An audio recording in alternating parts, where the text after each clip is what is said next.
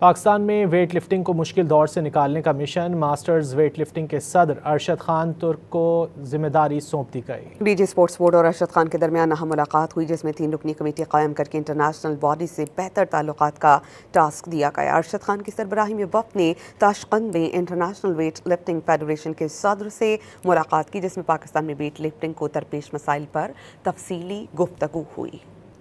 پاکستان میں weight lifting کو مشکل دور سے نکالنے کا مشن ماسٹرز ویٹ لفٹنگ کے صدر ارشد خان ترک کو ذمہ داری سونپ دی گئی۔ ڈی جی اسپورٹس بورڈ اور ارشد خان کے درمیان اہم ملاقات ہوئی، جس میں 3 رکنی کمیٹی قائم کر کے انٹرنیشنل باڈی سے بہتر تعلقات کا ٹاسک دیا گیا۔ ارشد خان کی سربراہی میں وفد نے تاشقند میں انٹرنیشنل ویٹ لفٹنگ فیڈریشن کے صدر سے ملاقات کی، جس میں پاکستان میں ویٹ لفٹنگ کو درپیش مسائل پر تفصیلی گفتگو ہوئی۔